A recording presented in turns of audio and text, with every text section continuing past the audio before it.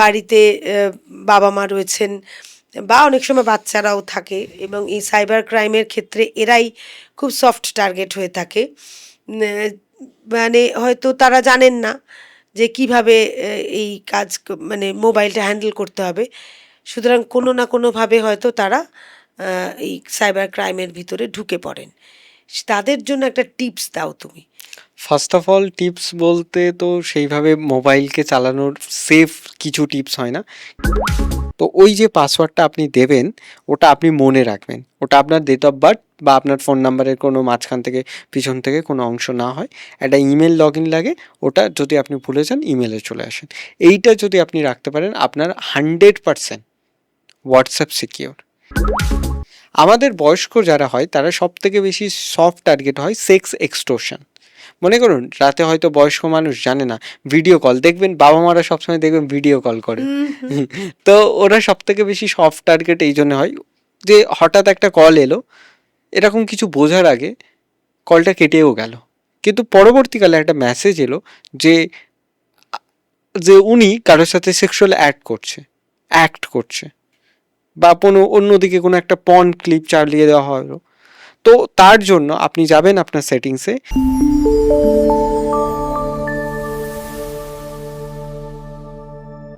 নমস্কার, আমি ইপসিতা। আপনারা দেখছেন আনকাট আড্ডা। আপনাদের সকলকে স্বাগত জানাই। আজকে একটি বিশেষ এপিসোড নিয়ে আপনাদের কাছে চলে এলাম আড্ডা দিতে। এই এপিসোডটা এমনই একটি বিশেষ এপিসোড, যেই বিষয় নিয়ে আমরা কথা বলবো সেই বিষয় নিয়ে কিন্তু আমরা প্রতিনিয়ত আমাদের জীবনের সঙ্গে এই বিষয়টি জড়িয়ে রয়েছে। আমাদের ব্যক্তিগত ছবি, ব্যাংক, সোশ্যাল মিডিয়া সব কিছুই এখন ডিজিটাল, কিন্তু আমরা সেই রকমভাবে সচেতন নই, অর্থাৎ সাইবার সিকিউরিটি। হ্যাঁ, আজকে আমরা সাইবার সিকিউরিটি নিয়ে কথা বলবো। বিশিষ্ট আইনজীবী, cyber law, labour law, motor vehicles, civil ম্যাটার্সের উপরে দীর্ঘদিন ধরে কাজ করছেন এবং সাফল্য অর্জন করেছেন।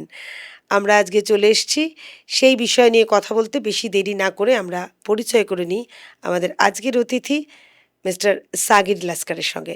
নমস্কার নমস্কার সাগির। ম্যাডাম। আমাদের স্টুডিওতে অনেক অনেক ধন্যবাদ জানাই তোমাকে আসার জন্য। আমরা প্রথম প্রশ্নে চলে যাই যে এই সাইবার স্ক্যাম আসলে কি, আর মানুষ সচেতন কিভাবে হবে, কেন হবে, সেই বিষয়ে আমাদের একটু আলোকপাত করো। সাইবার স্ক্যাম মানে মনে করুন ম্যাম, আগের দিনে ক্রাইম হতো ফিজিক্যালি ক্রাইম, কিন্তু এখন ক্রাইম আমাদের সাথে ডিজিটালি হয়।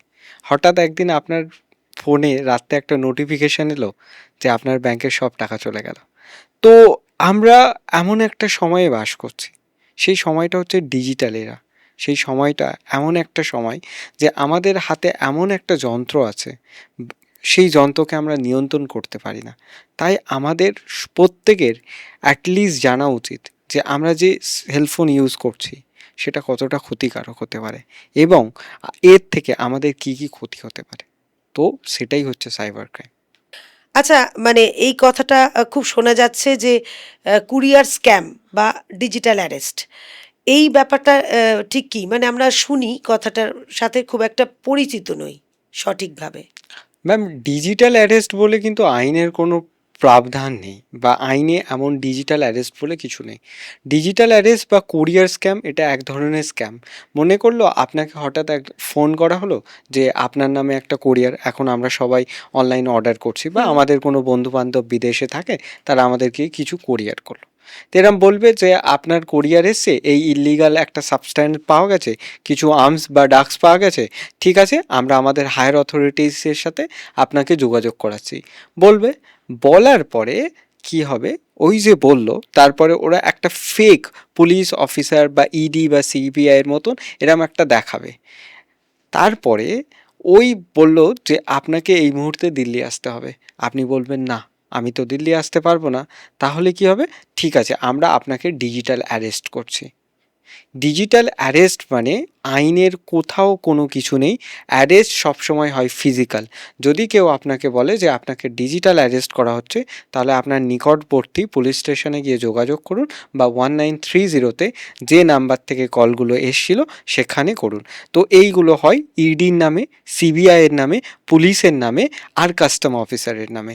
এই 4-5 ধরনের প্রকার এরা সেজে বলে যে আমরা এই দপ্তর থেকে বলছি। কিন্তু একটা কথা মনে রাখবেন যে ডিজিটাল অ্যারেস্ট বলে কিছু কোথাও নেই, এটা টোটালি ফ্রড, টোটালি স্ক্যাম। আচ্ছা, মানে এটা একটা জালিয়াতি। একদম। কিন্তু ব্যাপারটা হচ্ছে যে যদি আমাকে কেউ এখন বলে যে আপনাকে ডিজিটাল অ্যারেস্ট করলাম, তাহলে তো আমি দিল্লি চলে যান বললে, বা এটা এরকম এমনও হয় যে আপনি লটারি জিতেছেন, এত টাকা পেয়েছেন বলে আপনি এখানে চলে আসুন, এটাও হয়। তা আমরা তো যাই না, কিন্তু পুলিশের কাছেও তো যাই না। মানে এটা কি যাওয়া উচিত? না, মনে করুন যদি, দেখুন ম্যাম, আপনার সাথে যেটা হয়েছে হয়তো আপনি তাদেরকে এন্টারটেন করলেন না, কিন্তু অন্য কেউ তো করতে পারে। কিন্তু আপনি যদি পুলিশকে ইনফর্ম করে দেন, তা আপনার এই ইনফর্ম করার জন্যে তারা কিন্তু তাদের ওই সিম কার্ড বা তাদের যে নাম্বার সেটা ব্লক করে দেওয়া হয়, অনেক সময় তাদেরকে ট্রেস করে ধরেও নেওয়া হয়। তার ফলে অনেক মানুষ তো বেঁচে যায়। তাহলে সতর্ক থাকুন এবং সাবধানে থাকুন। আপনার হয়তো একটা কমপ্লেন হয়তো আপনার সাথে অন্য মানুষকে বাঁচিয়ে দিতে পারে, সেটা হয়তো আপনার বন্ধু হতে পারে। রাইট। কিন্তু মানে ডিজিটাল অ্যারেস্ট করলে ক্ষতি কি হয়? মানে সেটা কি বলতে পারে তারা? ডিজিটাল অ্যারেস্ট করলে যে ক্ষতিটা হয়, জানুয়ারি মাসে একটা দেখা গিয়েছে প্রায় 15 কোটি টাকা একটা কাপেলের থেকে নিয়ে নেওয়া হয়েছে। একটা ১৫ কোটি? 15 কোটি টাকা। তো ডিজিটাল অ্যারেস্ট মানে মনে করুন যে আপনার নামে একটা কোনো সাসপেক্টেড অ্যাকাউন্ট থেকে আপনার অ্যাকাউন্টে টাকা ঢুকলো, এরকম ওরা বলল। বা আপনার নামে কোনো একটা কোরিয়ার পাওয়া গেল, সেই কোরিয়ারে ড্রাগস আছে। তো ঠিক আছে, তো বলার পরে ওরা বলছে ঠিক আছে, আপনার যত ডকুমেন্টস আছে, অ্যাকাউন্ট আছে, সব কিছুর অ্যাক্সেস আমাদেরকে দিয়ে দেন। মানুষ কী ভাবলো যে আমরা যেহেতু অ্যারেস্ট হয়ে আছি তাই আমাদের অ্যাক্সেসটা ওদের দরকার। কী জন্য দরকার? ইনভেস্টিগেশন পারপাসে দরকার। ওরা ইনভেস্টিগেশনের পারপাসের নাম করে আপনার অ্যাকাউন্ট থেকে সমস্ত টাকা তুলে নেয়। এইটাই হচ্ছে ক্ষতি, যে আপনাকে ফ্রড বা বোকা বানানো হচ্ছে এবং ভয় দেখানো হচ্ছে যে আপনাকে ডিজিটাল অ্যারেস্ট করে আপনার থেকে ওরা মনিটারি বেনিফিট নিচ্ছে। আদৌ ডিজিটাল অ্যারেস্ট বলে কিছু নেই। আচ্ছা সাকির, আরেকটা খুব হয় ইদানিং, ফেসবুক খুললেও দেখতে পাই যে এরকম ফেসবুকেও তারা লিখছে, মেসেঞ্জারে এরকম কোনো বন্ধু বলেছে যে আমার টাকা লাগবে, ভীষণ বিপদে পড়েছি, ইমিডিয়েট ৫,০০০ টাকা পাঠিয়ে দাও। তা সেইটা দেখে সেই বন্ধু পাঠিয়েও হয়তো দিয়েছে, খুব বন্ধু পাঠিয়ে দিয়েছে। পরে জানা গেছে যে এই বন্ধুটি তাকে এরকম কোনো মেসেজই করেনি, কিন্তু ফেসবুক অ্যাকাউন্টটা তার হ্যাক হয়েছে, এরকম শোনা গেছে। তাহলে সেক্ষেত্রে এর থেকে বাঁচার উপায় কি? ফার্স্ট অফ অল ম্যাম, যদি কারোর ফেসবুক অ্যাকাউন্ট হ্যাক হয়, তো দেখা যায় ফেসবুক অ্যাকাউন্ট হ্যাক হয়, না হলে ফেসবুক অ্যাকাউন্ট ক্লোন হয়। তো বাঁচার জন্যে ফার্স্ট অফ অল, যদি কাউকে আপনি কখনো টাকা সেন্ড করবেন তখন তাকে একবার কল করে নেবেন। এটাই হচ্ছে সবথেকে বড় আমাদের বাঁচার উপায়। একদমই আর সেটাই। যখন আমি যদি কাউকে টাকা পাঠাচ্ছি, তার স্ক্যানার বা নাম্বারে যখন পাঠাই, তার নামটা কিন্তু শো হয়। সেখানে তো আমি দেখতে পারবো যে সেখানে তো আমার একটা রেড ফ্ল্যাগ দেখাবে যে এটা আমার বন্ধুর অ্যাকাউন্ট না তো। নামের সাথে হয়তো সে হয়তো অ্যাকাউন্ট, ফেসবুক অ্যাকাউন্ট হ্যাক হলো, কিন্তু সে যেই অ্যাকাউন্টে রিসিভ করছে সেই অ্যাকাউন্টটা তো আমার বন্ধুর না।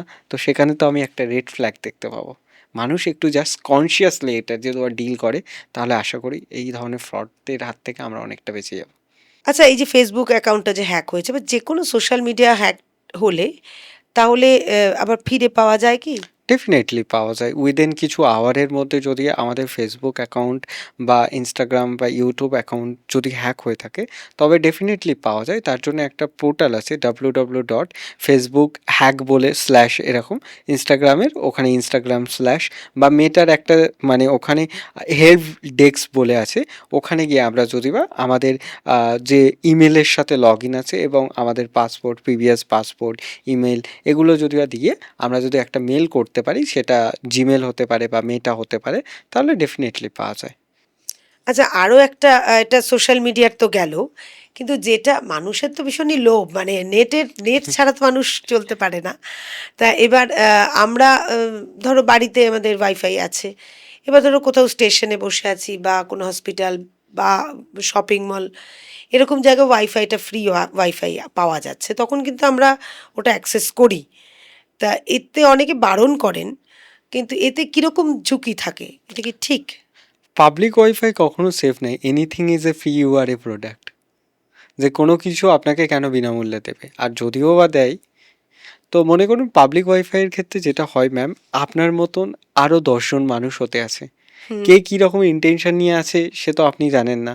তো পাবলিক ওয়াইফাই এমনি জাস্ট যদি আপনি ফেসবুক হোয়াটসঅ্যাপ এগুলো করেন তো সেফ থাকা যায়, কিন্তু যদি আপনি নেট ব্যাঙ্কিং করেন বা ফাইন্যান্সিয়াল ট্রানজ্যাকশন করে, তো কেউ যদি বা আপনার আর ওয়াইফাইয়ের মাঝখানে মনিটর করা যায় যে আপনি কি কি করলেন, ওটা আইপি দেখা যায়, যে ইন্টারনেট প্রোটোকল দেখা যায় আপনি কোথায় গিয়েছেন। ইন্টারনেট প্রোটোকল মানে মনে করুন আপনি যখন ইন্টারনেটে যাচ্ছেন, আপনি কিন্তু আপনার ফুটপ্রিন্ট ছেড়ে আসছেন ওখানে, আর যখন ওর ওয়াইফাই ইউজ করছেন তখন তো আপনার দেখতেই পারবেন যে আপনি কোথায় গিয়েছেন, কি কি লগ ইন করেছেন।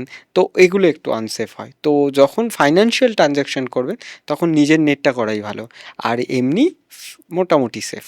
আচ্ছা, এই মোটামুটি সেফ কথাটার মধ্যে কিন্তু খুব একটা সন্তুষ্টি নেই।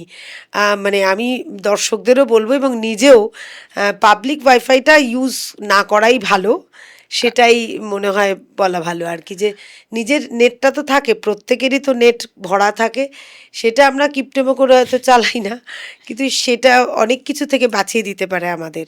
আচ্ছা, একটা কথা মনে হয় যে, আর একটা কথা মাথায় এলো, যে এই পাসওয়ার্ডের ব্যাপার নিয়ে, যে আমরা যে পাসওয়ার্ডগুলো দিই যে কোনো ব্যাংকেই হোক বা আম, আমরা সোশ্যাল মিডিয়া হ্যান্ডেল করতেও যে একটা পাসওয়ার্ড ব্যবহার করা হয়, পাসওয়ার্ডটা খুব নিজের সাথে মনে রাখার মতো করে, কেউ হয়তো বার্থডে বা ম্যারেজ অ্যানিভার্সারি বা তার ছেলের নাম নিজের নাম এরকম করে পাসওয়ার্ড করে, এটা কি ভালো নাকি জটিল কোনো একটা পাসওয়ার্ড করা ভালো? বা জটিল হলে তো সেটা আবার মনেও থাকবে না। তা এই যে একটা গ্যাঁড়াকলের মধ্যে ব্যাপারটা রয়েছে, তা সেইটা কিভাবে ম্যানেজ করা যায়, যা আবার আমরা হ্যাকারদের হাত থেকেও আবার রেহাই পাবো, সেফ থাকবো, সেটা একটু ম্যানেজমেন্টটা বললে ভালো হয়। ম্যাম, পাসওয়ার্ড মানে কিন্তু আমরা লোকের থেকে লোকাতেই চাই, তাই জন্য ওটার নাম হচ্ছে পাসওয়ার্ড। তো ফার্স্ট অফ অল, যে আমরা যদি আমাদের ডেট অফ, ম্যাক্সিমাম দেখা গেছে 80%, সরি 60% লোক তার বার্থ অফ ডেট, নাই তার ফেভারিট কালার, আর নাই তার ছেলে মেয়ে পেডের নাম, এইসব হয়ে থাকে তাদের পাসওয়ার্ড। ফলে না এইগুলো ক্র্যাক করা অনেক সহজ হয়ে যায়।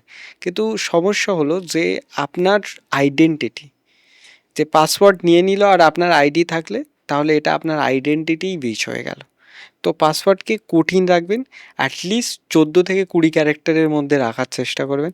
সেটা কিছু স্পেশাল ক্যারেক্টার হবে, কিছু একটা ইউনিক নেম হবে, যাতে সাধারণ মানুষ বুঝতে পারে না যে এটা আপনার পাসওয়ার্ড। তো পাসওয়ার্ড আপনি কোথাও আপনার একটা পার্সোনাল ডায়েরিতে লিখে রাখবেন, এটা সবথেকে ভালো। টাকা চলে যেয়ে আফসোস করার থেকে কোথাও লিখে রাখা ভালো না? হ্যাঁ, সেটা ঠিক কথাই। তো একটু কিন্তু স্ট্রং পাসওয়ার্ড হলে হ্যাকারদের সেটা মানে অ্যালগোরিদমটা ক্র্যাক করতে অনেকটা সময় লেগে যায়, ফলে ডেফিনেটলি এটা করা যায় না।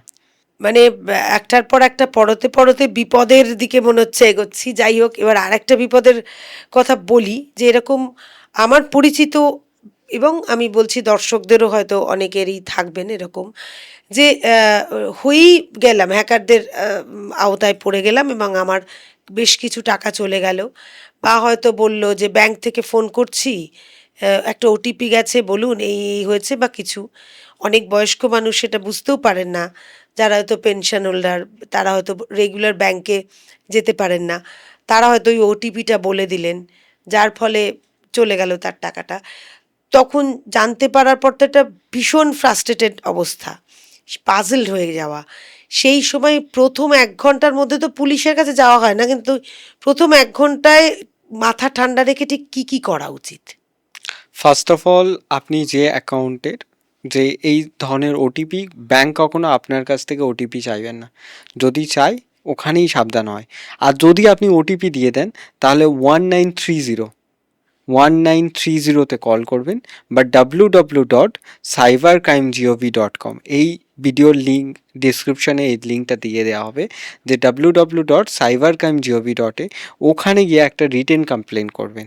করলে কি হবে, এবং আপনার যে ব্যাংক অ্যাকাউন্ট আছে, যে ব্যাংকে আছে সেই ব্যাংকের ব্রাঞ্চে অ্যাটলিস্ট একটা ফোন করুন যে আপনার অ্যাকাউন্ট থেকে এত টাকা অন্য অ্যাকাউন্টে গিয়েছে, এটাকে হোল্ড বা লিন লাগিয়ে দেওয়া হোক। এটাই হচ্ছে 1 আওয়ার, হচ্ছে যে আপনার টাকাটা ফেরত পাবেন না না পাবেন তার 99% ডিপেন্ড করে এই 1 ঘন্টার মধ্যে। এই 1 ঘন্টাই হচ্ছে গোল্ডেন আওয়ার। 1930 কল করতে পারেন, ওটা বিজি আসতে পারে, কিন্তু আপনার যত স্ক্রিনশট আছে, যে আপনি যদি অনলাইন ট্রানজ্যাকশন করে থাকেন, বা ওটিপি আসে, বা আপনি ফ্রডুলেন্ট ট্রানজ্যাকশন আপনার সাথে মানে করা হয়েছে, আপনাকে মিসগাইড করা হয়েছে, তো সমস্ত মানে অ্যাকাউন্টেই তো ঢুকবে, কারোর না কারোর অ্যাকাউন্টে ঢুকবে, বা যেমন XYZ এর অ্যাকাউন্টে ঢুকলো, তার অ্যাকাউন্ট নাম্বারটা পেয়ে যেতে পারেন, IFSC কোডটাও ওখান থেকে পেয়ে যেতে পারেন। তো ডেফিনেটলি www.cybercrime-এ গিয়ে কল করবে, একটা রিটেন কমপ্লেন করবে, 1,500 শব্দের ওখানে লিমিটেশন আছে, আর 1930 কল করবেন। আর নিজের যে ব্যাংক আছে, যে ব্যাংকের ব্রাঞ্চ আছে, তার ম্যানেজারকে বা নোডাল অফিসারকে, আপনি গুগলে যাবেন, আপনার ব্রাঞ্চের নাম লিখবেন, মানে ব্যাংকের নাম লিখলে ওখানে চলে আসেন, ওগুলো পাবলিক ডোমেনে থাকে, ওই কল করে ওই অ্যাকাউন্টটা লিন করে দেবেন, যে আমার টাকাটা কেটে গেছে, আটকে দেবে। এটাই হচ্ছে গোল্ডেন আওয়ার। আর এখন একটা নিয়ম আছে, যে ইউপিআইয়ের একটা মানে প্রপোজাল দেওয়া হয়েছে, যদি 10,000 টাকার উপরে যদি ট্রানজ্যাকশন হয়, তো কিছুক্ষণের জন্য ওই টাকাটা হোল্ড করে রেখে দেওয়া হবে, হ্যাঁ, এটা আমার হয়েছে। যাতে কুলিং পিরিয়ড, ওটাকে বলা হয় কুলিং পিরিয়ড, বা একটা উইন্ডোজ ক্রিয়েট করা হবে, যে আমি আপনাকে পে করছি 10,000-এর উপরে, আপনি রিসিভার আর আমি পেয়ার। তো এখানে একটা মাঝখানে গ্যাপ থাকবে, যে যদি আমি ভুল করে কোনো সাইবার ক্রিমিনালকে পে করে দিই, তো ওই জন্যে ওই পিরিয়ডটা আনা হয়েছে। আরেকটা আছে, যে এখানে যে এই আপনি আপনি কিন্তু আপনার ফ্যামিলিতে আরও 10,000-এর উপরে কাউকে পে করতে পারবেন, ওদের বলা হয় হোয়াইট লিস্টার, তো তাদেরকে আপনি পে করতে পারবেন, কিন্তু বাইরের কাউকে পে করবে না। কিন্তু এখানে একটা বলে রাখি, যে এখানেও মিসইউজ হবে। কিভাবে হবে, যে সাইবার ক্রিমিনালরা বা ফ্রডস্টার যারা আছে, তারা আপনাকে বলবে যে আমাদেরকেও হোয়াইট জোনে রাখো, এটা কখনো করবে না। আপনার নিজের পরিচিত ছাড়া যদি আপনি ইউপিআই পে করেন, তাদের মানে যাদের আপনার একদম খুব ক্লোজ, তাদেরই হোয়াইট জোনে রাখবে। এই হোয়াইট জোনের ব্যাপারটা তো এখনো পর্যন্ত আসেনি, আসবে, আসেনি। এটা আসবে, যে শুধুমাত্র আমরা তাদের পে করতে পারবো, যতটা আপনার ইউপিআই লিমিট দেবে ব্যাংক, ততটা করতে পারবো। কিন্তু ওই যে 10,000 টাকার নিচেই দেখা গিয়েছে, যে 10,000 ফাইন্যান্সিয়াল ফ্রডের যে অ্যামাউন্ট, 10,000-এর উপরে, মানে ওটা যদি আটকানো যায়, তাহলে 78% ফ্রডের যে টাকাটা, ওটা আটকে যাবে 78%। ওই জন্য ওই আওয়ারটা তৈরি করা আছে। আচ্ছা, মানে এইটা তো ধরো নর্মালি করাই উচিত, 1 ঘন্টার মধ্যে কি কাজ করা উচিত, কিন্তু এরকম অনেক বৃদ্ধ মানুষ আছেন যারা সত্যি এসএমএসটাও চেক করেননি, জানতেও পারেননি, হয়তো 2-3 দিন পরে ব্যাংকে গিয়ে উনি দেখলেন যে এরকম একটা ঘটনা হয়েছে, তখন কি কোনোভাবে বাঁচবার উপায় আছে? Definitely ma'am, as soon as possible. যেই মুহূর্তে আপনি জানতে পারলেন যে আপনার অ্যাকাউন্ট থেকে টাকা চলে গেছে, তো সেই মুহূর্তে আপনি আপনার ব্যাংকে একটা কমপ্লেন করবে, যে আমার অ্যাকাউন্ট থেকে যে যতগুলো অ্যাকাউন্টে টাকা গেল, আপনি একটা হোল্ড বা লিন লাগিয়ে দিন। তারপরে 1930-তে একটা কল করুন, আর আপনার নিয়ারেস্ট যে সাইবার পুলিশ স্টেশন আছে, সেখানে গিয়ে একটা অ্যাকনলেজমেন্ট নাম্বার জেনারেট করুন। কিভাবে করবেন, একটা রিটেন কমপ্লেন করলে, বা ওরাই করে দেবে কি হয়েছে বর্ণনা করলে। ফলে যদি অ্যাকাউন্ট থেকে টাকাটা না বেরোয়, মানে যাদের অ্যাকাউন্টে গিয়েছে, তাহলে সেখানে একটা রিকাভারির চান্স থাকে। বেরিয়ে গেলে আর কোনো চান্স? বেরিয়ে গেলে তো সেখানে ডেফিনেটলি আর রিকাভারির চান্স খুব একটা থাকে না। ব্যাপারটা তো ভীষণই জটিল, কিন্তু আমরা তবুও যদি কোনো ফ্রডের সম্মুখীন হই, আমি আমাদের অডিয়েন্সকে বলবো যে আমাদের খুব তাড়াতাড়ি কিন্তু এই ধরনের সাগিরের মতো কোনো বিশেষজ্ঞ, সাইবার বিশেষজ্ঞদের পরামর্শ নেওয়া উচিত। আমরা বলছি যে আমাদের সাগিরের নাম্বার তো থাকলোই, ছাড়াও যদি আপনারা এরকম কোনো রকম বিপদে পড়েন, তাহলে অবশ্যই এই সাইবার বিশেষজ্ঞদের সঙ্গে যোগাযোগ করবেন এবং তাড়াতাড়ি বিপদমুক্ত হওয়ার চেষ্টা করবেন। এটার বলার আর অপেক্ষা থাকে না। আরও একটা ফ্রড হচ্ছে এখন মানুষের সাথে, এটা হয়তো আরও বাড়বে দিন দিনে, যে এআই এর এখন একটা যুগ এসছে, যার ফলে কি হয় যে অনেক সময় ভয়েসটাও ক্লোন হয়ে যাচ্ছে, এআই ভয়েস ক্লোনিং হচ্ছে।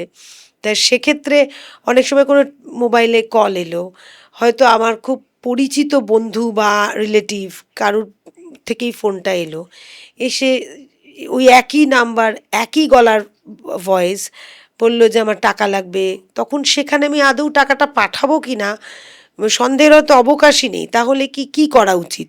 এখন যেভাবে ক্রাইম বেড়ে যাচ্ছে, তাতে তো সচেতনতা ছাড়িয়ে যাচ্ছে, মানে সচেতনই, কিন্তু সেই সেম নাম্বার, সেম ভয়েস, কিন্তু বুঝতে পারলাম না। এটা তো হয় অনেক সময়। সেক্ষেত্রে বাঁচবার কি উপায়? ডেফিনেটলি ম্যাম, বাঁচার দুটো উপায় আছে। ফার্স্ট অফ অল মনে করুন, যখন কলটা এলো তখন আপনি একবার কল ব্যাক করবেন। কল ব্যাক যদি বা কল ফরওয়ার্ডিং হয়, তাহলে যারা কলটা ফরওয়ার্ডিং করেছিল বা ক্লোন করেছিল ভয়েসটা, ওটা আপনার ফোনে আসতে পারে। কিন্তু আপনি যখন আপনার কাছে চেয়েছেন, আপনি যখন তাকে কল ব্যাক করবেন, তখন তো আপনি একটু ক্রস চেক করে নেবেন। সেকেন্ড হচ্ছে আপনার রেড ফ্ল্যাগ, মনে করুন হচ্ছে আপনি যখন কিউআর বা ইউপিআই পে করবেন, আপনি যখন কিউআর বা ইউপিআই পে করবেন, তখন দেখবে ফ্রডস্টাররা নিজের কিউআর বা ইউপিআই নেয় না, তারা অন্য কোনো একজন মানুষের কিউআর বা ইউপিআই নেয়। তো তখন কি করবে, যখন কিউআর বা ইউপিআই আমরা পে করছি, তখন দেখবেন ওখানে নামটা কিন্তু শো হয় যে কাকে আমি টাকাটা পাঠাচ্ছি। একটু যদি বা সচেতনতা এখানে অবলম্বন করা যায়, তাহলে আমরা বেশি যাবো। যে আমি মনে করুন এক্সকে টাকা পাঠাচ্ছি, কিন্তু কিউআরে দেখাচ্ছে ওয়াই। কেন? হুম। এটা আমাকে এক্স কল করেছিল, কিন্তু আমি যখন কলটা এক্সকে কল ব্যাক করলাম, সেটা ওয়াইয়ের কাছে কেন গেল? তাহলে মানে এটাই বাঁচবার উপায়, যে যে কেউই টাকা চাক না কেন আমার থেকে, তাহলে আমি তাকে একটা কল ব্যাক করবো। এক, আর 2 নম্বর, স্ক্যানটা যখন করব, তখন ওই নামটা ভীষণ ইম্পর্টেন্ট, যে সে নামটা দেখে নেব। এখন যদি সে বলে যে এই নামেই পাঠাতে, তাহলে তো আমি ওই স্ক্যানার দিয়ে হুম, আমি তো ওই নাম্বারেই পাঠিয়ে দিলাম, হুম, সেটাও রিস্ক থেকে যাচ্ছে। তাহলে সবচেয়ে বেটার হয় যে তাকে, সেই ব্যক্তিকে ফোন করে আমি জেনে গেলাম সঠিক কথা বলছে কিনা সে। ডেফিনেটলি ম্যাম, উইদাউট কল না করে কাউকে টাকা দেওয়া উচিত না। আচ্ছা, এবার আর একটা কথা বলি, যে ফেসবুকেই আমি দেখছিলাম, এবং দেখতে পায় সবাই দেখতে পেয়েছে, দেখে এবং করেও, যে এই 10 বছর পরে কিরম দেখতে হব, বা কিরম ব্যক্তিত্ব হব, বা একটা জামা পরা একটা বাচ্চা মেয়েকে শাড়ি পরা করে দিল, বা বাচ্চা মেয়ে কেন, আমি লাল শাড়ি পরে আছি, জিন্স পরে রইলাম, এই যে এই ধরনের অ্যাপগুলো ব্যবহার হয়, এবং এই অ্যাপটা ইউজ করতে গেলে নানা ধরনের যে তথ্য ইনফরমেশনসগুলো চাইছে, তা সেটা কি একটা ফাঁদ, নাকি এটা খুব মানে সেফ, মানে এটা কি মনে হয়, এটা কি করা উচিত? ডেফিনেটলি ম্যাম, করা উচিত নয়। তার কারণ হচ্ছে যে anything is a free, you are a product. যে একটা অ্যাপ তৈরি হচ্ছে এবং সে আপনাকে চ্যাট জিপিটিতে, আমি মনে করলাম আমি একটা ফটো আপলোড করলাম, এরকম এরকম করে দাও, সে বিনিময়ে আমার কাছ থেকে কী নিল? আমি তো তাকে সাবস্ক্রিপশন নিইনি। সে নিল হচ্ছে আমার ডেটা, হুম। সে নিল হচ্ছে আমার ফোনের অ্যাক্সেস। তাহলে আমার ডেটা এবং আমার ফোনের অ্যাক্সেস তার কাছেই চলে গেল। তাহলে কিভাবে সেফ?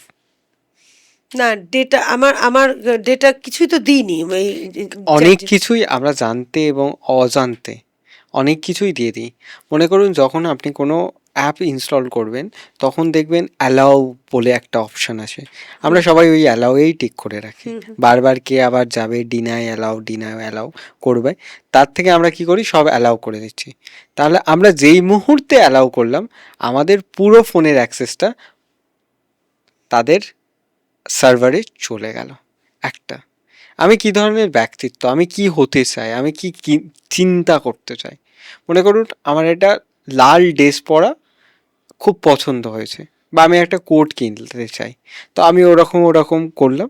করার পরে কি হলো, যে কিছুদিন পরে ওই ধরনের সিমিলার অ্যাড কিন্তু আমার ফিডে আসবে। তারা তো আমার ডেটাটাকে বিক্রি করছে এবং সেখান থেকে প্রফিট করছে। তাহলে আমরা যদি ইন্টারনেটে কিছু দিই, মনে করবে সেই জিনিসটা বিক্রি হচ্ছে, আপনার ডেটা আর আপনার প্রাইভেসি কিছুই থাকবে না। তো এই ধরনের অ্যাপগুলো সত্যিই বলতে ইউজ না করাই ভালো। তার কারণ হচ্ছে কোনো অ্যাপ কিভাবে বলতে পারেন যে 10 বছর পরে আপনি কেমন হবে?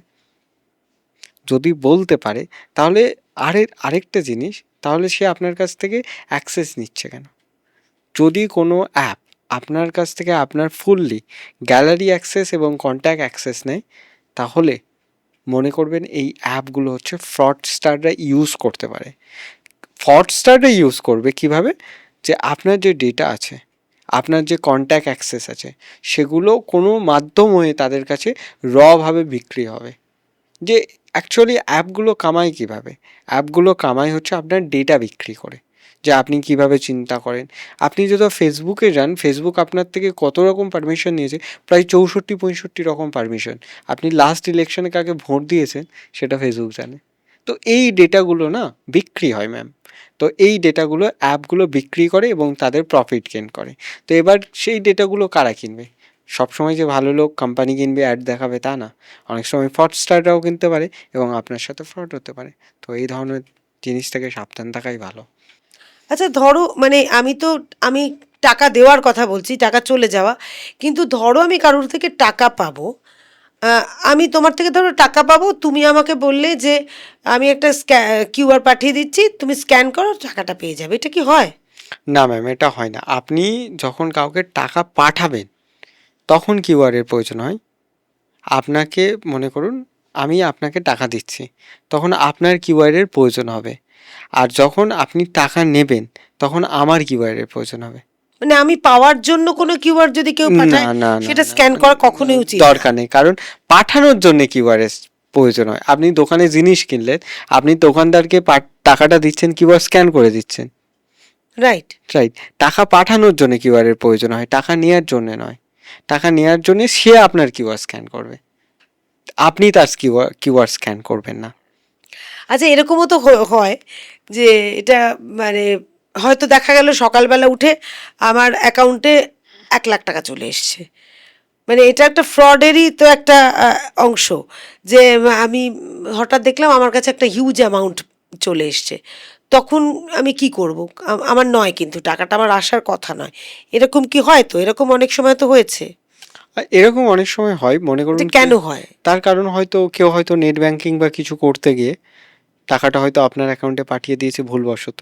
কিন্তু দ্বিতীয় কারণ হচ্ছে যে মনে করুন আপনার অ্যাকাউন্টে হয়তো আপনি কোনো একটা সাইবার ক্রাইমের মানি রিসিভ করলেন। সাইবার ক্রাইমের মানি রিসিভ মানে মনে করুন কারোর, আমরা সেই প্রথমে কথা বলছিলাম কারোর অ্যাকাউন্ট থেকে টাকা কেটে যায়।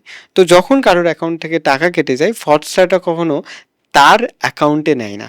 তারা এরকম মিউল অ্যাকাউন্ট বলে, মনে করুন আপনার মতন এরকম 10টা অ্যাকাউন্ট তারা পেলো, তারা ওই টাকাটা রোটেট করার জন্য আপনাকে দেবে। দেখবেন কিছুক্ষণ পরে আপনার অ্যাকাউন্টে ঢুকলো, আবার বেরিয়ে যাবে। এইভাবে বেরোতে বেরোতে বেরোতে তাদের কোনো একজন পার্সন থাকবে, তার অ্যাকাউন্টে যাবে, গিয়ে টাকাটা তুলে নেবে। এটার বাঁচার একমাত্র উপায়, যখন আপনার অ্যাকাউন্টে এই ধরনের কোনো টাকা আসবে তখন আপনার নিয়ারেস্ট যে ব্রাঞ্চ আছে আপনি গিয়ে ইনফর্ম করে দেবেন যে এরকম একটা অ্যামাউন্ট আমি আমার অ্যাকাউন্টে চলে এসছে, এটাকে যে অ্যাকাউন্টে এসছে সেই অ্যাকাউন্টে ফিরিয়ে দেওয়া হোক। আমি এই টাকার মালিক নই। নয়, একদম একদম। না, অনেক সময় এমন হয় যে হয়তো 1 লাখ টাকা নয়, একটু একটু বেশি অ্যামাউন্ট বললাম, ধরো 500 টাকা এলো, আমি হয়তো জানতেও পারলাম না, তারপর থেকে দেখি ট্রানজাকশানটাই মানে আর হচ্ছে না, মানে আমি কিছুই করতে পারছি না, ব্যাংকে ট্রানজাকশান করতে পারছি না ওই 500 টাকাটা ঢোকার পরে। তখন আমি কি করব? ফার্স্ট অফ অল, যে ওই 500 টাকাটা এসেছিল ম্যাম, ওটা কোনো একটা সাইবার ক্রাইমের টাকা। সাইবার ক্রাইমের বলতে যে কোনো একটা ব্যক্তির অ্যাকাউন্ট থেকে টাকা চলে গেছে, সাইবার ক্রাইম হয়েছে তার সাথে, এবং সে কমপ্লেন করেছিল ওই টাকাটার উপরে। তার ছোট্ট একটা অ্যামাউন্ট আপনার অ্যাকাউন্টে ঢুকে গেছে, তো তার টাকাকে বাঁচানোর জন্য আপনার পুরো অ্যাকাউন্টটাকে পুরো ফ্রিজ করে দেওয়া হলো, শুধু ওই 500 টাকা যাতে না বেরোতে পারে। মানে সে কমপ্লেন করেছিল সেই বেসিসে? হ্যাঁ, তার অ্যাকাউন্ট থেকে চলে গেছে। এবার সেই টাকাগুলো যতগুলো অ্যাকাউন্টে ঢুকবে সব কটা অ্যাকাউন্টে এইভাবে ফিজ বা লিন করে দেওয়া হয় বা হোল্ড করে দেওয়া হয়। তো এর জন্য আপনি কি করবেন? এর জন্যে বলবেন যে 1930, ফার্স্ট অফ অল আপনি আপনার ব্যাংকে যাবেন। ব্যাংক উইদাউট 106 নোটিশ ছাড়া আপনার অ্যাকাউন্টকে ফিজ বা ট্রানজ্যাকশন ব্লক করতে পারে না, কারণ আপনি ব্যাংকের কনজিউমার। এটা কনজিউমার রাইট ভাইলেট হচ্ছে। তো আপনি ব্যাংকে যাবেন, গিয়ে ব্যাংকে বলবেন যে এই কারণে আমি ট্রানজ্যাকশন করতে পারছি না। তখন ব্যাংক বলবে যে আপনার অ্যাকাউন্টের উপর একটা সাইবার কমপ্লেন্ট হয়েছে। তখন সাইবার কমপ্লেন্ট হয়েছে, ঠিক আছে? তখন ওই সাইবার কমপ্লেনে একটা অ্যাকনলেজমেন্ট নাম্বার দেওয়া হয়। ওই অ্যাকনলেজমেন্ট নাম্বার নিয়ে ওরা আপনাকে ডিটেলস দেবে যে কোনো একটা জায়গায় কারোর সাথে সাইবার ক্রাইম হয়েছে, সেই সাইবার ক্রাইম হওয়ার দরুন আপনার সেই টাকাটার কোনো একটা ক্ষুদ্র অংশ আপনার অ্যাকাউন্টে এসছে। কোত্থেকে এসছেন? সেখানে পুলিশের নাম্বার বা ইনভেস্টিগেশন অফিসার যে নাম্বার থাকবে তাদের নাম্বার দেওয়া হবে। আপনি তাদের সাথে যোগাযোগ করবেন এবং উইদিন কিছুক্ষণের মধ্যেও আপনার অ্যাকাউন্ট খুলে যাবে। যে এই আমার অ্যাকাউন্টের ব্যালেন্স কী কী দিতে হয়, আপনার আধার কার্ড, আই কার্ড, এগুলোই প্যান কার্ড, একটা রিটেন অ্যাকনলেজমেন্ট নাম্বার, মানে একটা জাস্ট এগুলো দিয়ে যে নোডাল অফিসার থাকে তাকে যদি মেল করা যায় তাহলে আপনার অ্যাকাউন্ট খুলে যায়। আর যদি অ্যামাউন্টটা অনেক বড় হয়ে থাকে এবং তার জন্য আপনি আপনার অ্যাকাউন্ট ইউজ করতে পারছেন না এবং যদি এফআইআর হয়ে থাকে তখন কিন্তু আপনাকে রিপ্রেজেন্টেটিভ পাঠাতে হবে। মনে করুন উত্তরপ্রদেশের কোনো একটা লোকের অ্যাকাউন্ট থেকে টাকা আপনার অ্যাকাউন্টে এসছে, আপনি জানেন না। সাধারণত মানে যারা সাইবার ক্রিমিনাল হয় তারা নিজেদের অ্যাকাউন্ট ইউজ করে না, তারা XYZ ইউজ করে। মনে করুন কোনো একটা গ্রামের কৃষকের অ্যাকাউন্ট ইউজ করে। এবার এখানে একটা বোঝার আছে যে এই ধরনের যারা মানুষ হয় তো তারা না গ্রামের দিকে যায়, গিয়ে তারা বলে ঠিক আছে তোমার অ্যাকাউন্টে 50,000 টাকা ঢোকাবো, তার মধ্যে তোমাকে 5,000 টাকা দেবো। তো গ্রামের মানুষ নাচতে নাচতে অ্যাকাউন্ট দিয়ে দেয়, বিনা পয়সায় 5,000 টাকা ঢুকবে। কিন্তু এই যে টাকাগুলো হয় সেগুলো হচ্ছে ফ্রডের টাকা। যখন ফাঁসবা কিন্তু তখন এই গ্রামের লোকগুলোই ফাঁসবে। কেমন লাগছে আপনাদের আমাদের আজকের আনকাট আড্ডা? অবশ্যই জানান।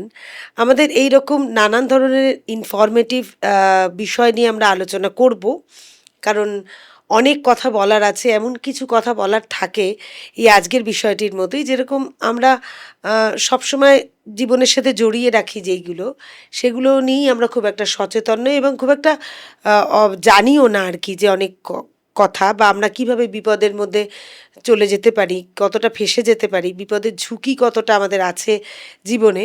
কারণ প্রত্যেকের হাতে একটা করে মোবাইল ফোন রয়েছেই, যে সেইখান থেকে কত বড় সমস্যার সম্মুখীন হতে পারি আমরা, সেইগুলো আজকে জানছি। এরকম নানান ধরনের অজানা তথ্য নিয়ে আমরা কিন্তু প্রত্যেকবারই আনকাট আড্ডায় আসি। এখনও যদি কেউ সাবস্ক্রাইব না করেন তাহলে এক্ষুনি করে নিন। লাইক, কমেন্ট আর সাবস্ক্রাইব করতে তো অবশ্যই ভুলবেন না। আর এরকম আর কি কি ইনফরমেশন আপনাদের ইচ্ছে করছে জানতে আমাদের আনকাট আড্ডা থেকে, সেটাও অবশ্যই জানাবেন। এরপরে একটু বয়স্কদের নিয়ে ভাবনাটা যেহেতু বেশি থাকে, প্রত্যেকেরই বাড়িতে বাবা মা রয়েছেন বা অনেক সময় বাচ্চারাও থাকে, এবং এই সাইবার ক্রাইমের ক্ষেত্রে এরাই খুব সফট টার্গেট হয়ে থাকে। মানে হয়তো তারা জানেন না যে কিভাবে এই কাজ মানে মোবাইলটা হ্যান্ডেল করতে হবে, সুতরাং কোনো না কোনোভাবে হয়তো তারা এই সাইবার ক্রাইমের ভিতরে ঢুকে পড়েন। তাদের জন্য একটা টিপস দাও তুমি। ফার্স্ট অফ অল টিপস বলতে তো সেইভাবে মোবাইলকে চালানোর সেফ কিছু টিপস হয় না, কিন্তু কিছু প্রিকশন আছে যদি আমরা সেগুলোকে মেনে চলি। ফার্স্ট অফ অল যদি বয়স্ক মানুষরা তারা যদি হোয়াটসঅ্যাপ ব্যবহার করে তো তাদের জন্য ফার্স্ট অফ অল হোয়াটসঅ্যাপের 2 স্টেপ ভেরিফিকেশন অন করে রাখা। কি আরেকবার বলো? 2 স্টেপ ভেরিফিকেশন। আচ্ছা। ফার্স্ট অফ অল আপনি সেটিংসে যাবেন, অ্যাকাউন্টে যাবেন, গিয়ে দেখবেন 2 স্টেপ ভেরিফিকেশন, আপনার 6টা ডিজিটের পাসওয়ার্ড লাগে। তো ওই যে পাসওয়ার্ডটা আপনি দেবেন ওটা আপনি মনে রাখবেন, ওটা আপনার ডেট অফ বার্থ বা আপনার ফোন নাম্বারের কোনো মাঝখান থেকে পিছন থেকে কোনো অংশ না হয়। একটা ইমেল লগ ইন লাগে, ওটা যদি আপনি ভুলে যান ইমেলে চলে আসেন। এইটা যদি আপনি রাখতে পারেন আপনার 100% হোয়াটসঅ্যাপ সিকিওর। আমাদের বয়স্ক যারা হয় তারা সব থেকে বেশি সফট টার্গেট হয় সেক্স এক্সটোরশন। মনে করুন রাতে হয়তো বয়স্ক মানুষ জানে না, ভিডিও কল দেখবেন, বাবা মারা সবসময় দেখবেন ভিডিও কল করে।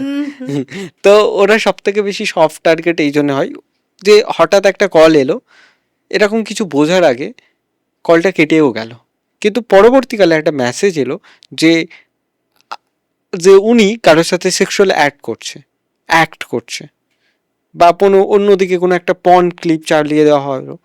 তো তার জন্য আপনি যাবেন আপনার সেটিংসে, গিয়ে আননোন কল সাইলেন্ট করে রাখবেন।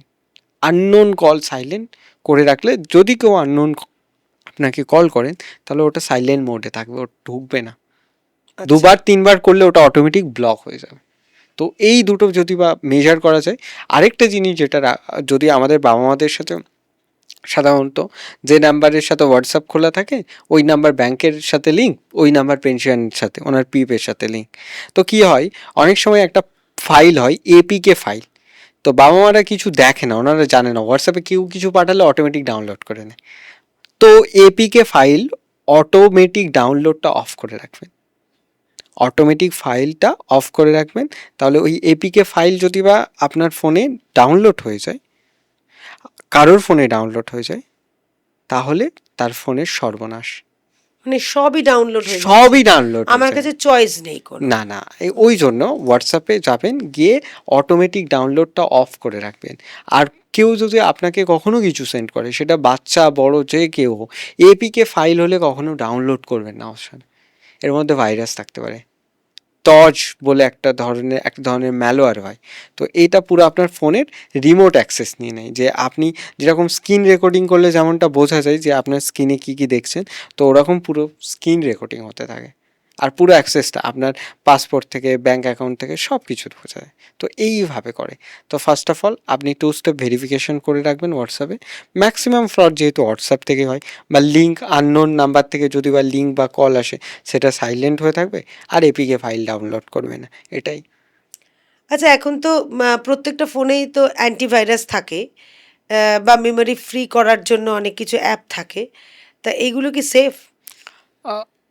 একটা মুভি আর্মার বলে একটা অ্যাপ আছে, সেই অ্যাপে গিয়ে যদি আমরা দেখি যে কোন অ্যাপ আপনার কাছ থেকে কি ডেটা নেয়, বা সেই লিঙ্ক বা পিডিএফ বা কোনো ধরনের কিউআর, যদি সেটা আপনার কাছে আপনার ফোনের জন্য হার্মফুল হয়, তাহলে ওরা রেটিং করে দেয়। তো ওই মুভি আর্মার অ্যাপটা যদি আপনার ফোনে থাকে, তাহলে আপনি দেখতে পারেন যে আপনি যে অ্যান্টিভাইরাস, আপনি যাকে বিশ্বাস করে আপনার ফোনে রাখছেন অ্যান্টিভাইরাস, সে তো কোথাও আপনার ডেটা নিচ্ছে না। তো ওখানে চেক করতে পারেন। এবং আমি মনে করবো অ্যান্টিভাইরাস ইউজ করা দরকার, কিন্তু পেড অ্যান্টিভাইরাস। আচ্ছা যদি পেড অ্যান্টিভাইরাস হয়, ইটস ডেফিনেটলি গুড। যদি ফ্রি হয়, তাহলে ও তো আপনার ডেটাই নেবে, তাহলে ও রোজগার করবে কোত্থেকে। আচ্ছা, এবার বলছি যে আচ্ছা, স্টেশনে বা ট্রেনে অনেক সময় ইউএসবি পোর্টে যে আমরা যে চার্জ দিই অনেক সময়, সেটা অনেকে বলে এখানে চার্জ দিও না, এটা হ্যাক হয়ে যেতে পারে, এটা কি সত্যি কথা? ডেফিনেটলি ম্যাম, হয়তো। তার কারণ ইউএসবি হচ্ছে, পোর্ট থেকে? একদম, কারণ ওর ভিতরে আপনার অনেক সময় ইউএসবির পোর্টের ভিতরে মাইক্রোচিপ থাকে, বা এমন ডিভাইস থাকে, আপনি যদি বা কখনো আপনার ল্যাপটপ বা কম্পিউটারের সাথে আপনার ফোন কানেক্ট করেন, ওখানে দেখবেন চার্জারের অপশানের সাথে সাথে ফাইল ট্রান্সফার অপশান থাকে, দেখবেন। তো তো যখন ফাইল ট্রান্সফার করা যায় ইউএসবি কেবিলের সাথে, তাহলে সেখানে স্টোর করা যাবে না, এটা কীভাবে হয়? ডেফিনেটলি হয়। তো এই ধরনের পাবলিক স্পেসে এই ধরনের চার্জার বা ইউএসবি কেবিল অ্যাভয়েড করাটা সবথেকে ভালো, সবথেকে ভালো, না করাই বেস্ট। আচ্ছা, বাড়িতে সিসি ক্যামেরা তো আমরা লাগাই, সেটা তো বাড়ির বাচ্চারা আছে বা বয়স্করা থাকেন, সেই জন্য। তা সেটা তো একদম পার্সোনাল, মানে আমাদের বেডরুম থেকে শুরু করে লিভিং রুম সব জায়গাতেই তো এই ক্যামেরার অ্যাক্সেস হয়, এবং সেগুলো হার্ড ডিস্কে গিয়ে জমা হয়। তা সেগুলো সেফ তো নাকি? সেগুলো কি সেফ, নাকি সেগুলো হ্যাকারদের কাছে কখনো চলে যেতে পারে? সিসি ক্যামেরা দুটো হয়, একটা হচ্ছে হার্ড ডিস্কে জমা হয়, আর একটা হচ্ছে সার্ভারে জমা হয়। তো যেগুলো হার্ড ডিস্কে জমা হয় সেগুলো অনেকটা সেফ, কিন্তু যেগুলো সার্ভারে থাকে সেখানে একটা ইউজার আইডি এবং পাসওয়ার্ড দিলে আপনার ক্যামেরার অ্যাক্সেস যে কেউ দেখতে পাবে। তো সেটা কিভাবে সেফ হয়? তো যদিও আপনি সিসি ক্যামেরা লাগান, তাহলে আপনার হার্ড ডিস্কে স্টোর হয়, বা আপনার যেটা হচ্ছে নিজের যে স্টোরেজটা আপনার নিজের যদি কন্ট্রোলে থাকে, তাহলে ইটস ডেফিনেটলি সেফ। যেহেতু আমাদের সবাই বাড়িতে সবাই আছে, তো তাদের সেফটির কথা ভেবে তো সিসি ক্যামেরা আমাদের সবাইকে ইউজ করতে হবে। কিন্তু আমি ওই সস্তার সিসি ক্যামেরা ইউজ করতে গিয়ে সার্ভারে আমার ডেটা রাখছি, তাহলে এটা ডিফিকাল্ট। আচ্ছা, এলেক্সা বা এই গুগল হোম যেটাকে বলছে, বা স্পিকারগুলো যে অনেকে ইউজ করে বাড়িতে, তা সেইটা তো এআই দ্বারাই পরিচালিত হয়, আর্টিফিশিয়াল ইন্টেলিজেন্সটা। তা এবার সেইটা তো মানে আমার কন্ট্রোলে না, সেটা তো সাইবারেরই কন্ট্রোলে। তা সেইটা কি সেফ নাকি? এআই, যেটা ফার্স্ট অফ অল, যে পার্টিকুলারলি আমি কোনো স্পিকারের নাম ধরে বলছি না কতটা সেফ বা কতটা সেফ নয়। আপনি বাড়ি গিয়ে বলবেন অ্যালেক্সা, হু আই অ্যাম, আপনি অবাক হয়ে যাবেন যে আপনি আপনার সম্বন্ধে যা জানেন না, ও আপনার সম্বন্ধে তাই জানে। যেহেতু ও আপনার সম্বন্ধে আপনার গোপনীয়তম তথ্য জানে, আপনার ব্যাংক অ্যাকাউন্টের পিন কি ও জানে, হুম। যেহেতু কিভাবে জানে? যেমন গুগল হোম বা অ্যালেক্সা, আমি বললাম hey Alexa open my TV, hey Alexa open my AC. এখন তো সব ওয়াইফাই কানেক্টেড, সব একটা সেন্টার সিস্টেম করেছি। আমি লাইট জ্বালাতে বলছি, আমি পাখা চালাতে বলছি, আমি টিভি চালাতে বলছি। আমি যখন টিভি চালাতে বলছি, আমি কি ধরনের কন্টেন্ট দেখি, আমি হয়তো কোনো কিছু পার্সোনাল দেখছি, আমি হয়তো কোনো কিছু পার্সোনাল ফটো দেখছি, সেটাও তো অ্যালেক্সার কাছে অ্যাক্সেস থাকতেই পারে। আমি কী ধরনের কথাবার্তা হয় আমাদের বাড়ির মধ্যে, আমাদের বাড়ির পরিবেশে কী ধরনের কথাবার্তা হয়, হয়তো কোনো সিক্রেট কথাবার্তা হলো, সেটা তো সে কন্টিনিউয়াসলি সার্ভিলেন্স করছে। মানুষ টাকা দিয়ে নিজের উপর নজরদারি করছে, এগুলো সোজা কথা। তো এটা সেফ নয়। সেফ বলতে যদি আপনি মনে করেন সেফ, যে আপনার বাড়িতে বাচ্চা আছে, বয়স্ক আছে, আপনি কন্টিনিউয়াসলি তাদেরকে দেখতে চান, তাহলে ইটস ডেফিনেটলি, যে মনে করুন আপনি হয়তো বাড়িতে নেই, অ্যালেক্সা আছে, আপনি ওখান থেকে কন্ট্রোল করছে হে অ্যালেক্সা কল অ্যাম্বুলেন্স, সেখানে কিন্তু safe. Hey Alexa call to police, তো সেই সময় সেফ। কিন্তু সে আপনার সমস্ত ডেটা নিচ্ছেন, যে আপনি বাড়ির মধ্যে কতক্ষণ থাকেন, কখন আসেন, কখন কী ধরনের কন্টেন্ট দেখেন, আপনি কি পছন্দ করেন। হে অ্যালেক্সা অর্ডার জোম্যাটো, জোম্যাটো থেকে অর্ডার করো। তো আমরা কিভাবে আমাদের নিয়ন্ত্রণ যদি বা অ্যালেক্সার উপর দিয়ে দিই, এবং আমরা ভাবছি এই ডেটাগুলো কোথাও না তো কোথাও স্টোর হচ্ছে, আর সেই ডেটাগুলো যদি বা তাদের সার্ভার ব্রিচ হয়, তো কখনো না কখনো কোনো সাইবার ক্রাইমিনালের হাতে যদি গিয়ে পড়ে, তাহলে তারা তো আমাদের সম্বন্ধে সব জেনে গেল, তাহলে তারা তো আমাদের ক্ষতিই করবে। মানে আমরা আদৌ আদৌ আর কি কোথাও সেফ নই। তোমার সমস্ত কথা শুনে এটা একটা একটা ভয়ের বাতাবরণ তৈরি হয়ে যাচ্ছে। কিছুদিন আগে এক বিখ্যাত অভিনেত্রীর একটা খুব অশালীন ছবি প্রদর্শিত হলো, ফেসবুকে আমরা দেখলাম। সেটা আসলে ওনার নয়, সেটা তো আমার তোমার যে কোনো কারোরই যে কোনো দিন হতে পারে। তাতে তো আমাদের খুব ফেস লস এবং মানে সাংঘাতিক একটা প্রেস্টিজের ব্যাপার হবে। এর থেকে কি করে রেহাই পাবো? মানে এর উপায় কি? আর যদি হয়েও থাকে, মানে লোককে তো বোঝানো যাবে না যেটা আমার নয়, এটা এআই দিয়ে করা হয়েছে বা কিছু। তো সেক্ষেত্রে মানে মানে কি উপায়, বাঁচার উপায় কি, আর এর পরবর্তীকালের পদক্ষেপই বা কী হওয়া উচিত? ফার্স্ট অফ অল, যদি আপনার ছবি ফেসবুক বা ইনস্টাগ্রামের এরকম কোনো নিউড ছবি আপলোড করা হয়, এখন ওদের অ্যালগোরিদম এতটাই স্ট্রং হয়েছে যে কোনো নিউড ছবি বা কোনো ভালগার ছবি ফেসবুক বা ইনস্টাগ্রামে আপলোড করলে ওটাকে অটোমেটিক তাদের ফিড থেকে সরিয়ে নেওয়া হয়। দ্বিতীয়, যদি অন্য কোনো সার্ভারে আপলোড করা হয় বা পার্সোনাল হোয়াটসঅ্যাপে কাউকে মেসেজ করা হয়, তখন কি করতে পারেন, আপনি 1930-তে কল করে বলবেন যে আমার এরকম একটা ছবি এইভাবে ডাউনলোড করেছেন। দেখা যাবে যে আপনার ফিডে গিয়ে যদি কেউ আপনাকে ডাউনলোড করে আপনার কোনো ছবি, তাহলে সেই রেকর্ডটা কিন্তু কোন অ্যাকাউন্ট থেকে কখন ডাউনলোড হয়েছে সেটা কিন্তু ফেসবুকের কাছে থাকবে। আপনি তখন ওদেরকে অ্যাপ্রোচ করতে পারবেন যে কে করেছে। তো সেইভাবে আপনি তাদের বিরুদ্ধে অ্যাকশন নিতে পারেন। আর www.cybercrime.gov.com গিয়ে আপনি একটা কমপ্লেন করতে পারেন। কিন্তু যদি আপনি কোনো পাবলিক ফিগার না হয়ে থাকেন ম্যাডাম, এমন অনেক মানুষ আছে যারা শুধু নিজেদের পরিবারের লোকের সাথে যোগাযোগ রক্ষা করার জন্য জাস্ট ফেসবুকটা ব্যবহার করে। হ্যাঁ। তো তাদেরকে আমি একটাই জিনিস বলবো, যে শুধু তাদেরকে রাখুন যাদের আপনার দরকার। আপনার রিচ বাড়িয়ে কোনো দরকার নেই। আপনার প্রাইভেসি হচ্ছে আপনার সবথেকে বড় দামি জিনিস, আপনার রিচের থেকে। আপনি যদি কোনো পাবলিক ফিগার না হয়ে থাকেন, তাহলে আপনি আপনার ফেসবুককে লক করে রাখুন, অনলি ফর ফ্রেন্ড মোড, মানে পাবলিক না করতে। একদম। আর ফ্রেন্ড লিস্টকে অনলি ফর মি করে রাখুন। ফ্রেন্ড লিস্টটা যে আমার গিয়ে ফ্রেন্ড, আমি কাউকে দেখাতে চাই না, তাহলে ইটস সেফ। আচ্ছা, এবার একটু অন্য প্রসঙ্গ বলি, যে ইনকাম ট্যাক্স এখন রিটার্নের সময় চলছে। এবার হয়তো দেখা গেল যে আমি ইনকাম ট্যাক্স ধরে দিই, এবার আমাকে বললো ইনকাম ট্যাক্স রিফান্ড এসছে, মানে এই এই লিঙ্কে ক্লিক করলে ইনকাম ট্যাক্স রিফান্ডটা পাওয়া যাচ্ছে। তা সেইটা কি ক্লিক করা উচিত? আপনার লিঙ্কটা কি হোয়াটসঅ্যাপে এসছে না মেসেজে এসছে? যদি মেসেজে আসে। মেসেজে আসে, যদি ইনকাম ট্যাক্স আপনাকে মেসেজ করে, তো ওখানে দেখবেন ইনকাম ট্যাক্স লেখা থাকবে, আর তার পিছনে দেখবে দুটো গ্রিন টিক থাকবে, ব্লু টিক থাকবে, যে ইনকাম ট্যাক্স অফ ইন্ডিয়া এরকম, বা ইনকাম ট্যাক্স লেখা থাকবে। তো যদি থাকে তাহলে মনে করবেন যে ওটা ভেরিফাইড। আর পাশে জি থাকবে, জি ফর গভর্নমেন্ট। গভর্নমেন্টের যদি কোনো মেসেজ আসে তো দেখবেন সেখানে জি থাকবে। আর এই ধরনের মেসেজগুলোকে দেখবেন লাস্টে এস থাকবে, তাহলে একটু সাবধান হয়ে যাবে, এগুলো সার্ভিস মেসেজ। আর যদি জি থাকে তাহলে আপনি ক্লিক করতে পারেন, কারণ জি ফর হচ্ছে গভর্নমেন্ট। গভর্নমেন্ট। আর ব্লু টিক, আর এখন এমনটাই হয়ে গেছে লোকাল মেসেজ হলেও সেখানে কিন্তু লোগো মানে দেখা যায় যে ওটা আর ইনকাম। হোয়াটসঅ্যাপেও তাই? হোয়াটসঅ্যাপেও তাই। যদি কোনো ভেরিফাইড বা কোনো লিগ্যাল অথরিটি আপনাকে বলছে ইনকাম ট্যাক্স মেসেজ বা রিফান্ড, তারা তারা সাধারণত হোয়াটসঅ্যাপে আসে না, এগুলো সাধারণত মেলেই আসে। ওকে। মেলেই আসে, সাধারণত মেলেই আসে। বা যদি বা আপনার হোয়াটসঅ্যাপ বা আপনার লোকাল মেসেজে এসে থাকে, তাহলে আপনি দেখতে পারেন যে মেসেজের লেখার ধরনটা কী। মানে পরতে পরতে যা শোনা যাচ্ছে, বোঝা যাচ্ছে যে আমরা আহ, যখন তখন সাইবার ক্রাইমের মানে মধ্যে পড়তে পারি। আমাদের সাথে এই ধরনের কিছু ফ্রড হলেও হতে পারে। তা সাবধানতা অবলম্বন আমাদের করতে হবে, সেটা তো আমরা জানি। প্রত্যেকটা মুহূর্তে আমরা চলার পথে নানান ধরনের বিপদ আমরা মানে পাই এবং সেগুলো সাবধান হই, এটাও তার মধ্যে একটা।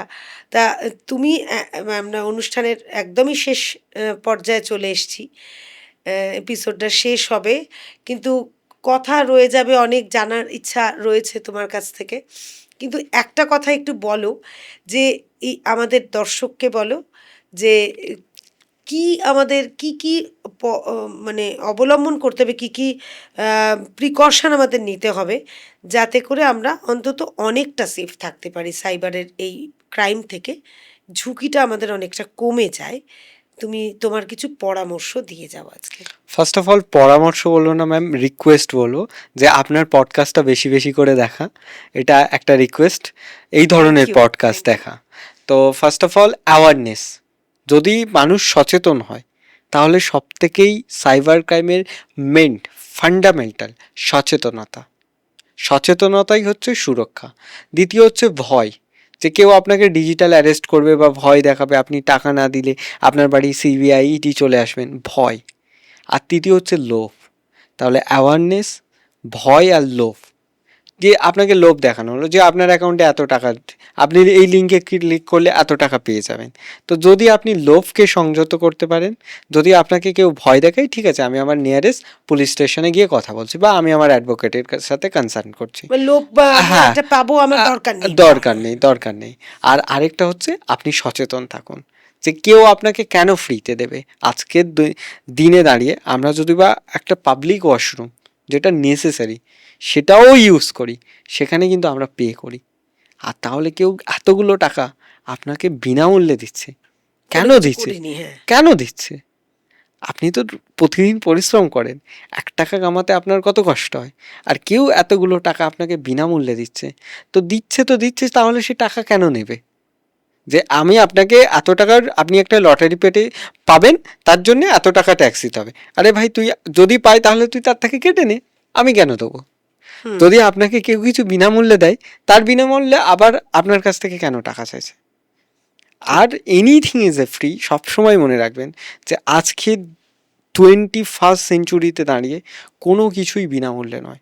যদি কোনো কিছু বিনামূল্যে হয় তাহলে মনে করবেন আপনিই হচ্ছে দ্রব্য, আপনিই হচ্ছে তার প্রোডাক্ট। আপনাকে বোকা বানিয়ে টাকা নেবে। আর কেউ কখনো আপনাকে বিনামূল্যে ৳1 দেবে না। যদি দেয় তাহলে সে তার স্বার্থে দিচ্ছে, এই জন্যে দিচ্ছে যাতে আপনার ডেটাটাও নিতে পারে, বা আপনার প্রাইভেসি বা আপনার ডেটার জন্যই আপনাকে টাকা দিচ্ছে। বা আপনাকে যখন ঠকানো হবে বা আপনি যখন ঠকবেন, তখন এই ভেবেই ঠকবেন যে আমি টাকা পাচ্ছি, কিন্তু আপনি পাবেন না। তাই সতর্ক থাকুন। সতর্কতাই হচ্ছে সতর্ক আর সাবধানতা এটাই একমাত্র অবলম্বন। সাইবার ক্রাইমকে আটকানোর একমাত্র উপায়।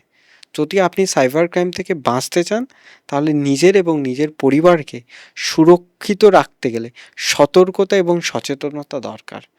তার মানে আমাদের সজাগ থাকতে হবে, সব সময় সতর্ক থাকতে হবে, আর সাবধানতা। ও হ্যাঁ, আর একটা কথা সাগির আমাদের বলল, এবং মনে করে রাখতে হবে আমাদের, এটা ভয় এবং লোভ, এই দুটোই ত্যাগ করতে হবে, কারণ ভয় পেলেই আমাদের কিন্তু আরও বেশি করে গ্রাস করবে ওই দুষ্টু লোকেরা। আর লোভ অবশ্যই সংবরণ করতে হবে, যা আমাদের প্রাপ্য, যেটা আমরা কষ্টার্জিত অর্থ আমাদের কাছে রয়েছে সেটাতেই সন্তুষ্ট থাকতে হবে। অতি লোভে তাঁতি নষ্ট হয়, এটাই আমরা ছোটোবেলা থেকে শিখে এসেছি। এটা এখন অ্যাপ্লাই করারও সময় এসছে, আমরা যেন প্রত্যেকে সেটা অ্যাপ্লাই করি। আমাদের চোখ খুলে দিল সাগির, এবং খুব ভালো লাগলো, অজানা অনেক তথ্য আমরা জানতে পারলাম ওর কাছ থেকে। আর আরও অনেক গল্প এখনও অজানা রইল। আরও অন্য এপিসোডে যদি পারি তাহলেও আবার আসবে নিশ্চয়ই। আর ততক্ষণ আপনারা সকলে সজাগ থাকবেন। এপিসোডটা ভালো লাগলে অবশ্যই লাইক করবেন, কমেন্ট করবেন। আপনাদের কমেন্টের জন্য আমরা কিন্তু অপেক্ষা করব। ধন্যবাদ সাগির। নমস্কার ম্যাডাম, আপনিও ভালো থাকবেন। ভালো থাকবেন সবাই।